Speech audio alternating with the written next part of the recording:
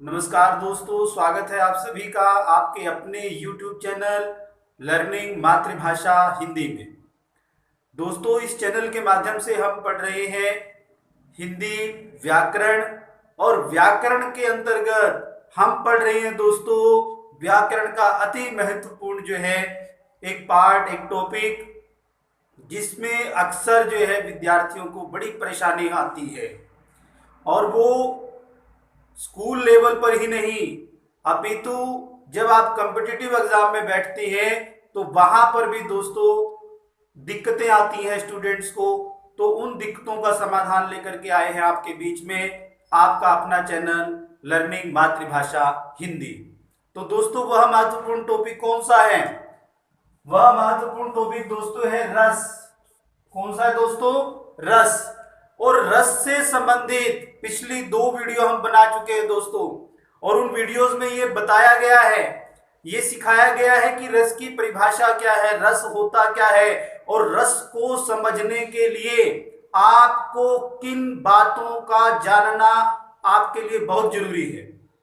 यदि आपको उन बातों की जानकारी नहीं है, आपको उनका बोध नहीं है, तो आप जो है रस नहीं सीख पाएंगे दोस्तों। तो यदि आप आज इस वीडियो को पहली बार देख रहे हैं दोस्तों, तो डिस्क्रिप्शन बॉक्स में जाकर के हमारे पिछली वीडियो के लिंक वहां पर उपलब्ध है, वहां से आप जो है पिछली वीडियो देखें, ताकि आपको बोध हो जाए, पता चल जाए कि कौन से वो महत्वपूर्ण बिंदु हैं, कौन सी वो चीजें हैं जिनके बारे में आपको जानकारी होना बहुत जरूरी है। दूसरी जो वीडियो है हमारी, उसमें श्रृंगार रस से हमने प्रारंभ कर दिया है रस का, और पहला हमने श्रृंगार रस पढ़ा। आज हम लेकर के आए हैं दोस्तों रस के अंतर्गत दूसरा जो हमारे पास है वह है वीर रस। वीर रस, अब देखिए मैंने आपको बताया था कि इनका जो क्रम है, इनको जो क्रमानुसार रखा गया है वह भी बड़े अच्छे तरीके से रखा गया है व्याकरण के अंदर, कि सबसे पहले उन्होंने रखा है श्रृंगार रस। श्रृंगार रस क्यों रखा है? क्योंकि श्रृंगार रस जो है वह सर्वप्रिय है, अर्थात सबको बड़ा अच्छा लगता है। नायक नायिका का जो एक दूसरे के प्रति सहज आकर्षण है, पति का पत्नी के साथ जो सहज आकर्षण है, उस आकर्षण को जो है रति का भाव कहा जाता है, और रति जो है वो किसका स्थायी भाव है? श्रृंगार रस का है। तो दूसरा जो है महत्वपूर्ण रस है हमारे पास वीर रस। वीर रस भी जो है हमारे भीतर जो है उत्साह का वर्धन करता है, उत्साह को बढ़ाता है, और दोस्तों वीर रस का स्थायी भाव हो जाता है क्या? क्या हो जाता है? उत्साह। यानी इसका स्थायी भाव, वीर रस का स्थायी भाव क्या हो गया? उत्साह हो गया। क्योंकि वीरता का प्रदर्शन आप तभी कर पाते हैं दोस्तों जब आपके भीतर उत्साह हो, आपके भीतर जोश हो, आपके भीतर जो है उमंग हो, तभी आप जो है वीरता का प्रदर्शन करते हैं, तभी वीरता का भाव जो है जागृत होता है। तो यह अनिवार्य है कि स्थायी भाव आपको पता होना चाहिए। श्रृंगार रस का स्थायी भाव रति अर्थात प्रेम से था, और यहां पर स्थायी भाव क्या है? उत्साह है। उत्साह नहीं होगा तो आप वीरता को धारण नहीं कर सकते हैं दोस्तों। अब आती है इसकी परिभाषा क्या है। इसकी यदि हम परिभाषा की बात करें तो परिभाषा भी जो है इसी से मिलती जुलती है, लेकिन थोड़ा सा उसने उलझा करके उसको दे दिया है, लेकिन हम स्पष्टता से आपको बताएंगे। उसने कहा विभावों, अनुभावों एवं संचारी भावों से। किससे? विभावों से, अनुभावों से एवं संचारी भावों से पुष्ट होकर, मजबूत होकर उत्साह जब जो है स्थायी भाव, उत्साह जो स्थायी भाव है वह वीर रस की निष्पत्ति करता है। उत्साह जो स्थायी भाव आपको बताया गया है दोस्तों, वो विभाव से, अनुभाव से और संचारी भावों के माध्यम से जो है पुष्ट होता है, मजबूत बनता है, और वीर रस की जो है निष्पत्ति होती है, वीर रस जो है उत्पन्न होता है, पैदा होता है। यह भाव है। अब उसके लिए उसने क्या क्या चीजें बताई हैं? विभाव, अनुभाव से और संचारी भावों से, इनके माध्यम से, संचारी भावों के माध्यम से, संचारी भावों के माध्यम से क्या होता है? जो स्थायी भाव है माध्यम से स्थायी भाव जो है उत्साह। स्थायी भाव क्या है? उत्साह। उत्साह जब जो क्या करता है? वीर रस की निष्पत्ति करता है। क्या करता है दोस्तों? वीर रस की निष्पत्ति करता है, उत्पन्न करता है, तो वो क्या कहलाता है? वीर रस की ये परिभाषा हमारे पास हो जाती है।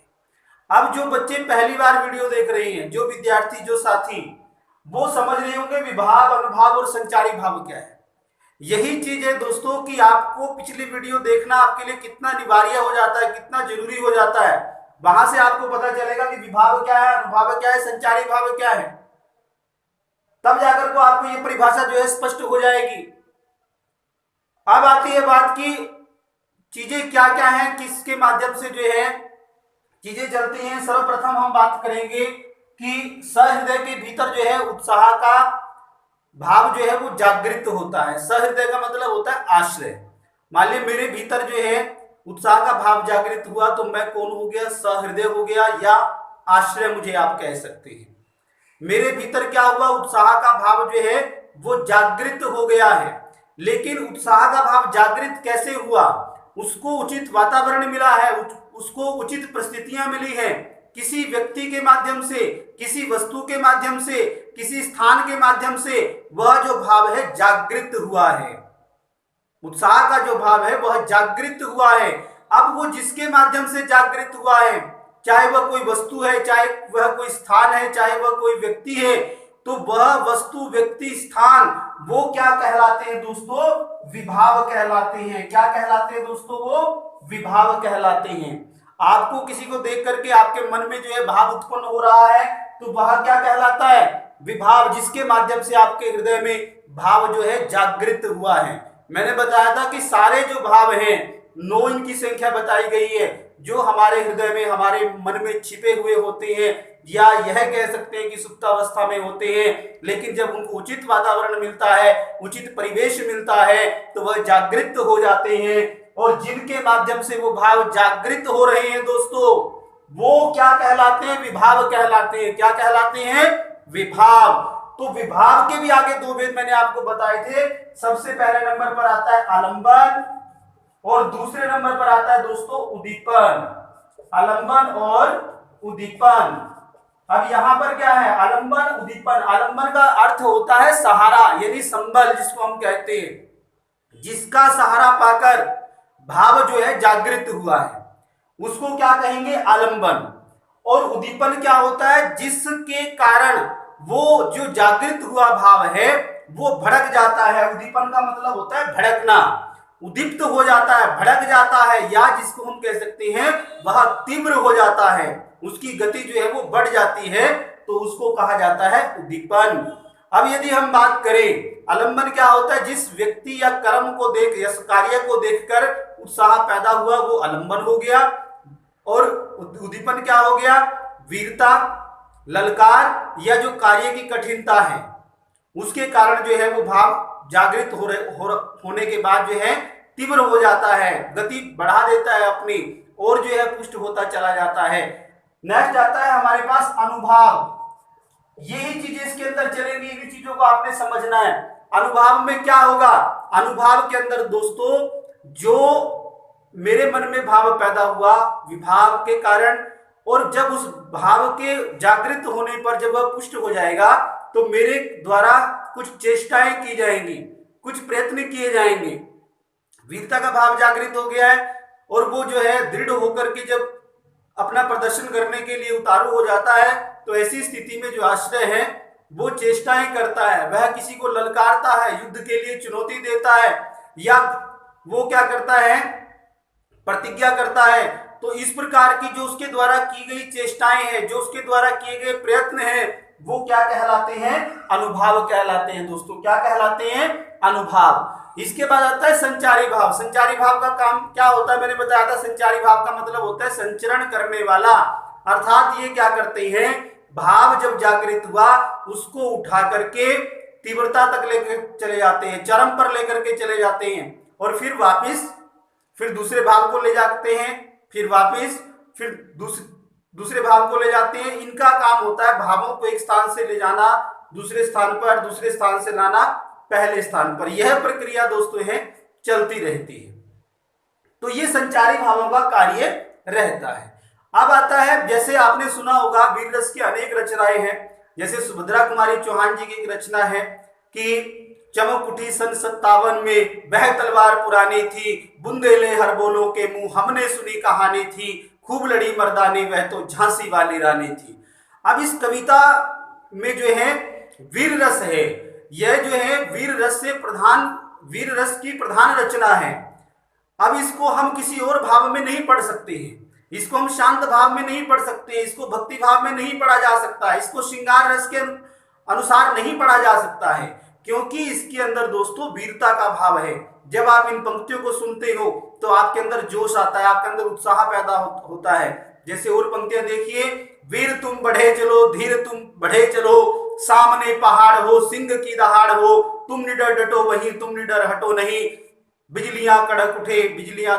इस प्रकार से क्या है, इसमें क्या होगा, हमारी रगों में जो है जोश भर जाएगा, हमारे भीतर जो है उत्साह का संचार होने लगेगा। जब इस प्रकार की रचना को आप पढ़ेंगे तो ये किसका उदाहरण हो जाता है दोस्तों, वीर रस का उदाहरण हो जाता है।